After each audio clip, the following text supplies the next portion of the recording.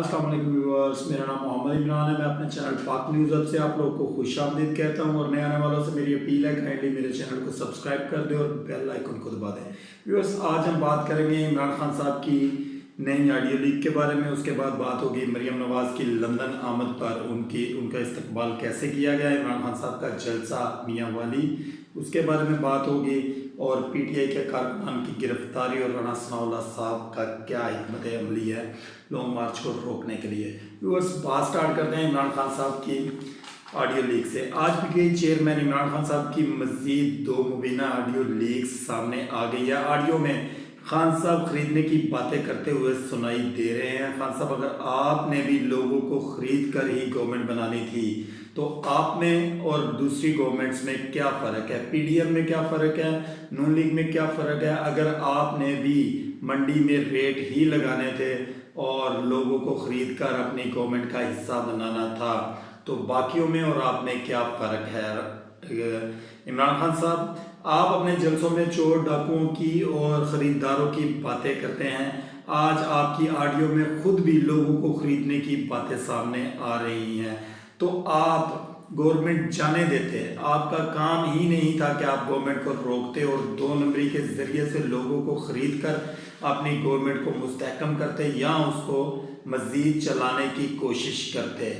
आप में बाकियों में फ़र्क नज़र आना चाहिए था। आप हक सच की बात करते हैं। आपने अपनी तहरीक का नाम तहरीक इंसाफ से रखा। लोग आप पर जान निछावर करते हैं, आपकी बात को सुनते हैं और आपके पीछे चलते हैं, आपके कदम के ऊपर कदम रखते हैं। जब लोगों को ये बात समझ आएगी कि आप में और बाकियों में कोई फ़र्क नहीं है तो आपकी भी जो पर्सनैलिटी है उसके ऊपर खान साहब फ़र्क पड़ेगा। आपने जो कुछ किया, अवाम ने हमेशा आपका साथ दिया। आप अभी अवाम को लॉन्ग मार्च के लिए लेकर आ रहे हैं। खान साहब, अगर आप अपनी हुकूमत के लिए लोगों की ज़िंदगियों के साथ खेल रहे हैं तो मेरी आपसे रिक्वेस्ट है कि आप इस तरह का लॉन्ग मार्च जस्ट अपनी गवर्नमेंट के लिए कभी भी ना करें। आए दिन आपकी नई से नई ऑडियो लीक आ रही है। अगर ऑडियो लीक गलत हैं, झूठी हैं, फेक हैं, उसके ऊपर डबिंग की गई है, उसको कट पेस्ट किया गया, उसको जोड़ा गया, उसके साथ तोड़ जोड़ किया गया, उसके साथ कोई ऐसा काम किया गया है जो उसको फेक साबित करे, उसका फ्रांसिक करवाना चाहिए। आपको चाहिए कि आप इन तमाम ऑडियो की तरदीद करें। खान साहब, आप लोगों की करप्शन की बात करते हैं। आपकी अपनी जमात में आपके अपने वजीरों में चोर छुपे बैठे हुए हैं। आप इस बात को बहुत बखूबी तरीके से जानते हैं। आपका अपने वजीरों की चोरियों के बारे में क्या ख्याल है खान साहब?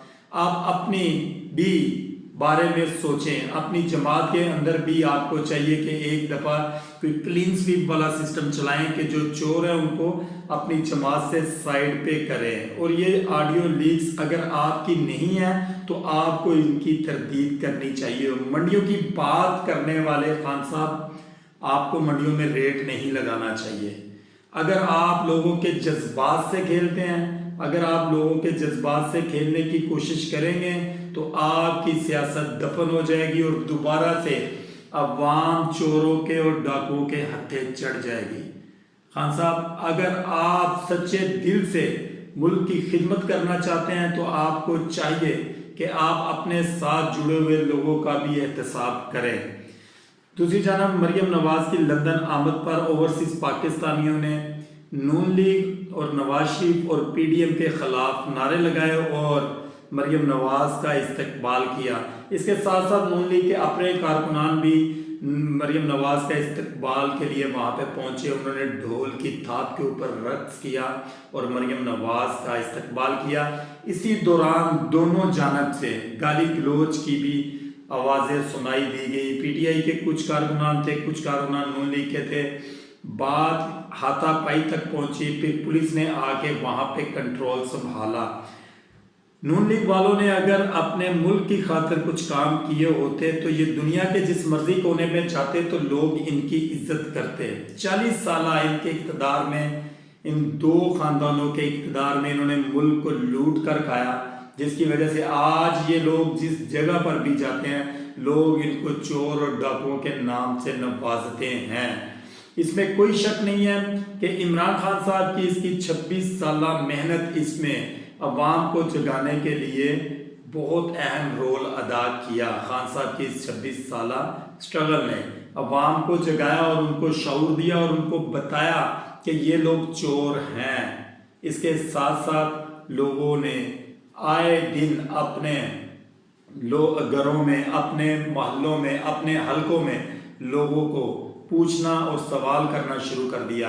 आज से 20 साल पीछे चले जाएं तो आप एक मोहल्ले के काउंसलर से नहीं ये बात पूछ सकते थे कि भई आपको फंड्स मिले हैं तो आपने कहाँ पे लगाए हैं। एक काउंसलर के लिए भी आप थाने में जाने से हजार दफा सोचते थे। पुलिस उस काउंसलर के कहने पर आधे मोहल्ले को गिरफ्तार करने के लिए तैयार हो जाती थी। लेकिन आज एक दौर है, एक वो दौर था आज से 20 साल पहले और एक आज एक दौर है कि खान साहब ने अवाम को शऊर दिया और खान साहब ने ऐसा शऊर दिया कि लोग मौजूदा प्राइम मिनिस्टर को भी और जो प्राइम मिनिस्टर्स गुजर गए हैं उनको भी आंखों में आंखें डालकर सवाल करते हैं। यहाँ पर हमें बहुत सारे लोग ऐसे भी हैं जो खान साहब से भी सवाल करते हुए नजर आते हैं। इसमें बहुत सारे सहाफ़ी हज़रात हैं, बहुत सारे और जमातों के कारकुनान हैं जो खान साहब से सवाल करते हैं कि अगर आपने इनको चोर कहा है तो आपको चाहिए कि आप साबित करें। खान साहब को चाहिए था कि जब इनको गिरफ्तार किया गया था तो जो मर्जी होता गवर्नमेंट जाती चली जाती, लेकिन इनको मुल्क से बाहर नहीं जाने देना चाहिए था। दूसरी जानब इमरान खान साहब का जलसा मियां वाले लोगों ने बड़ी तादाद में जलसे में हिस्सा लिया और इमरान खान के हक में नारे लगाए और नवाज शरीफ की फेक ऑडियो लीक चलाकर इमरान खान साहब ने यह साबित कर दिया कि फेक ऑडियो लीक्स भी बनाई जाती हैं। और उन्होंने फेक ऑडियो लीक की 2 नंबर फेक ऑडियो लीक की फैक्ट्री मरियम नवाज को करार दे दिया और उन्होंने राणा सनाउल्लाह और शहबाज शरीफ को आड़े हाथों लेते हुए कहा कि मैं ऐसी जगह से लॉन्ग मार्च स्टार्ट करूंगा जहां से तुम लोगों ने सोचा भी नहीं होगा, तुम दोनों को गुमान भी नहीं होगा और तुम्हें समझने का टाइम भी नहीं देंगे और तुम्हारे हैंडलर्स भी ये बात सोचते रह जाएंगे कि ये उनके साथ हुआ क्या है। और खान साहब ने आज फिर अपने ही शहर मियांवाली से लोगों का हल्फ लिया कि हम मर जाएंगे लेकिन आज़ादी लेकर रहेंगे। उन्होंने कहा आज़ादी ली नहीं जाती, आज़ादी छीनी जाती है। खान साहब ने आज बड़ा पुरतपाक किस्म का वहाँ पे अपना एक स्पीच की जलसे के अंदर और लोगों ने खान साहब को नारों की गूंज में इमरान खान साहब का साथ दिया।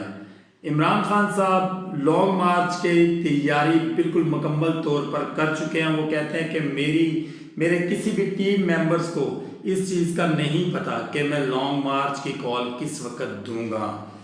पीटीआई कारकुनान की गिरफ्तारियां शुरू कर दी गई हैं। फॉरेन फंडिंग केस का बहाना बनाकर सैफुल्लाह खान न्याजी को गिरफ्तार कर लिया गया है। अमर कियानी के घर पर छापा और दीगर रहनुमाओं के घरों पर भी छापे मारे जा रहे हैं।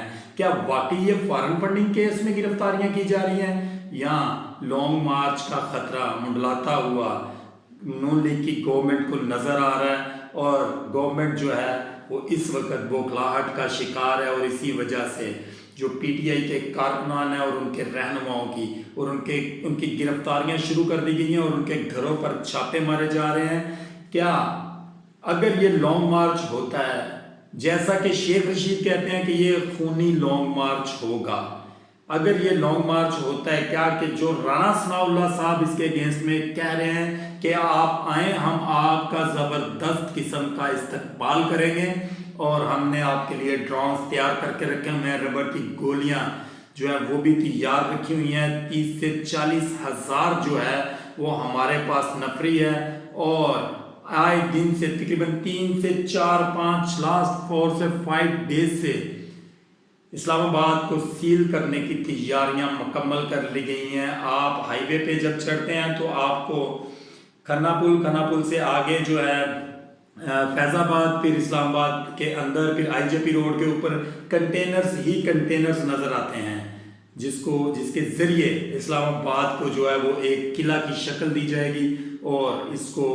ब्लॉक कर दिया जाएगा हर आने और जाने वाली ट्रैफिक के लिए।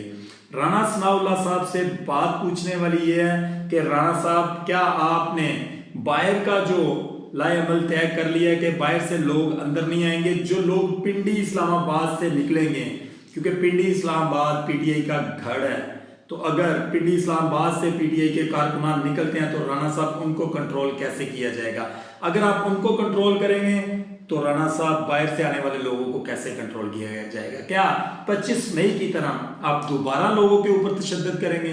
क्या दोबारा जेन्युइनली ये बात हकीकत है कि ड्रोन्स के साथ उनके ऊपर आंसू गैस फेंकी जाएगी? क्या लोगों की जानें ली जाएंगी एक गवर्नमेंट बचाने के लिए? क्या कि लोगों की जानें लिए बगैर इलेक्शन का ऐलान नहीं किया जा सकता? इमरान खान साहब ने बताया है जलसे में कि उन्होंने एक टेप रिकॉर्ड करके रख दिया है जिसमें उन्होंने 4 बंदों के नाम रिकॉर्ड करवा दिया और उन्होंने बता दिया है कि मुझे बंद कमरे में 4 आदमियों ने मारने का प्लान बना लिया है और इमरान खान साहब को जो है वो मारने की तैयारियां उनके मुताबिक मुकम्मल कर ली गई हैं और उन्होंने कहा है अगर मुझे कुछ होता है तो अवाम तुम लोगों का पीछा नहीं छोड़ेगी। खान साहब, सबसे पहले तो आपको अपनी ऑडियो लीक्स की अगर वो फेक हैं तो आपको उनकी तरदीद करनी चाहिए और उसके साथ साथ अगर आपने लॉन्ग मार्च करना है तो पुरअमन तरीके से भी ये लॉन्ग मार्च किया जा सकता है। खान साहब, अगर लोगों की जानें जाएंगी तो आपके ऊपर गवर्नमेंट को आसानी हो जाएगी आपको घेरने की, आपके ऊपर आर्टिकल 6 लगाने की। आपके ऊपर 3 से 4 केसेस गवर्नमेंट ने अभी भी लटका कर रखे हुए हैं। लटकाने से मुराद के बिल्कुल इस पोजीशन में चल रहे हैं, एक फॉरेन फंडिंग के हिसाब का, तोशाखाना के हिसाब का, उसके बाद आर्टिकल 6 साइपर के रिगार्डिंग आपके ऊपर लगाने की कोशिश की जा रही है, आपको सियासत से किक आउट करने की कोशिश की जा रही है। बहुत सारे लोग ये कहते हैं कि इमरान खान साहब जो है वो इलेक्शन कमिश्नर के बारे में इतनी बातें करते हैं, ये नून लीग के घर की बांदी है। वो ये कहते हैं कि इमरान खान साहब ने ही ये इलेक्शन कमिश्नर अपॉइंट किया है। अगर वो उनके घर की बांदी था तो इमरान खान साहब ने उसको अपॉइंट क्यों किया? हालांकि इमरान खान साहब ने इस्टेब्लिशमेंट के कहने पे ये काम किया, 12 दफ़ा आप ये बात कह चुके हैं। बहरहाल खान साहब, बातें इतनी हैं कि खान साहब अगर आपसे भी सवाल करने शुरू कर दिए जाएं तो आपके पास भी बहुत सारे सवालों के जवाब नहीं होंगे मुस्कुराहट के अलावा। आपको चाहिए वो पंजाबी शहबाज शरीफ साहब ने फिक्रा किया सीगा कि मंजी थले डांग फेरदा, तो उन्होंने चाहिए कि अपनी मंजी थले भी एक दफ़ा डांग फेरो ताकि उतो डांग दे विचों जेड़ा जेड़ा गंद उस डांग दी कवरेज चाहे उन्होंने चुक के बाहर सिटो। मेरी दुआ है कि अल्लाह ताला मेरे मुल्क के ऊपर कोई ऐसा हुक्मरान मुसल्लत करे जो मेरे मुल्क को कानून, शरीयत और इस्लाम के मुताबिक चलाए और अल्लाह ताला हमें और हमारे मुल्क को इन मुनाफिकीनों से बचाए। आमीन सुमा आमीन। अपना और अपनी फैमिली का ख्याल रखिएगा। पाकिस्तान जिंदाबाद।